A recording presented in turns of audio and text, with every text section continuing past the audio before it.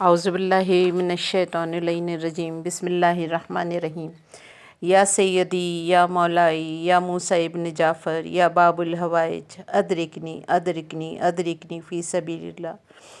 جی ہاں، آج 7 صفر کی تاریخ ہے اور ہمارے مظلوم امام کی ولادت کی تاریخ ہے۔ درود و سلام ہو امام موسیٰ کاظم علیہ السلام پر۔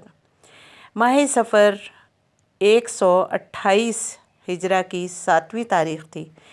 امام جعفر صادق اپنی اہلیہ محترمہ حمیدہ خاتون کے ہمراہ حج بیت اللہ کے لیے تشریف لے گئے تھے اور واپسی میں مکہ و مدینہ کے درمیان مقام ابواء میں مقیم تھے، جہاں پر امام موسیٰ کاظم علیہ السلام کی ولادت باسعادت ہوئی۔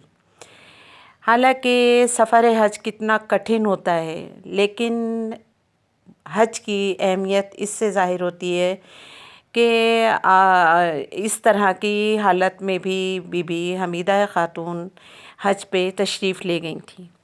جناب حمیدہ خاتون کا بیان ہے کہ میرے فرزند نے ولادت کے بعد رخ آسمان کی طرف کیا اور زبان پر کلمہ شہادتین جاری کیا، جو اس سے پہلے کے معصومین کے آغاز حیات کا طریقہ کار رہا۔ آپ کے داہنے بازو پر یہ آیت کندہ تھی: تمت کلمات ربک صدقا و عدلا۔ آپ کا اسم گرامی موسیٰ قرار پایا اور مشہور لقب کاظم ہوا، جس کے معنی غصے کو پی جانے والے ہیں۔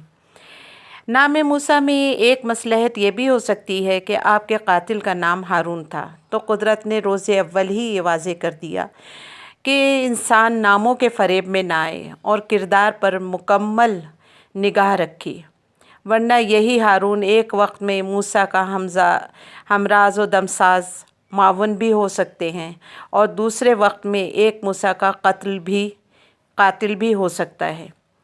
آپ کے دوسرے القاب میں عبدالصالح، صابر، امین اور باب الحوائج زیادہ شہرت رکھتے ہیں۔ کنیت ابو الحسن الاول، ابو ابراہیم، ابو الحسن الماضی، ابو علی اور ابو اسماعیل ہے۔ آپ کے روضہ مبارک سے آج تک معجزات اور کرامات کا ظہور ہو رہا ہے، اور بعض اہل قلم نے تو ان سب واقعات کو جمع کر مختلف کتابیں بھی تالیف کی ہیں۔ اور یہ حقیقت ہے کہ بغداد میں ان خونریز واقعات کے بعد، جس میں دجلہ کا پانی کئی دن تک رنگین رہا، مذہب تشیع کا باقی رہ جانا بھی امام موسیٰ کاظم علیہ السلام کی ایک زندہ کرامت ہے، جس سے کسی قیمت پر انکار نہیں کیا جا سکتا۔ آپ کی ولادت مروان الحمار کے دور حکومت میں 128 میں ہوئی۔ اس کے بعد 148 میں امام جعفر صادق علیہ السلام کو زیر وغا دے کر شہید کر دیا گیا، اور 20 سال کی عمر میں امام موسیٰ کاظم کا دور قیادت شروع ہوا، اور اس کے بعد پھر آپ مختلف طور و طریقے میں جو حکومتیں رہی ہیں، اس میں آپ نے اپنی قیادت امت کے ذمہ دار رہے۔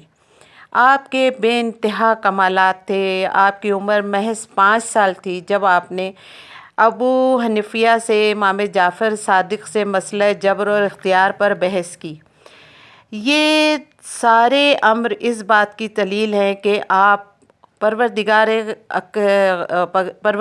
کی طرف سے ایک امام کے طور پہ ہم سب کے درمیان بھیجے گئے تھے۔ اس کے علاوہ اس دور میں کم سنی میں امام صادق نے لوگوں کے سامنے اپنے فرزند کے کمالات کو بھی نمایاں کیا۔ امام صادق کی شہادت کے بعد آپ کے دور قیادت میں آپ کے اوپر مصیبت کا آغاز ہوا، اور آپ کے ساتھ اتنی زیادہ سختیاں کی گئیں۔ امام کی شہادت کے بعد منصور نے حاکم مدینہ کو خط لکھا کہ ان کے وصی کو گرفتار کر قتل کر دو۔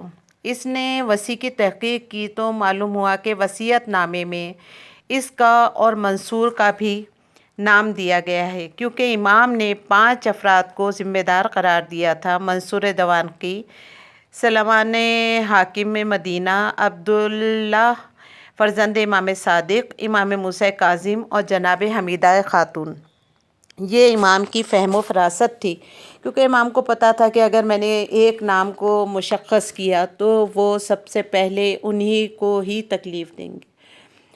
بہرحال آج کے دن ہم مولا کو صرف درود کا تحفہ تو بھیج سکتے ہیں انشاءاللہ تعالی۔ والسلام علیکم۔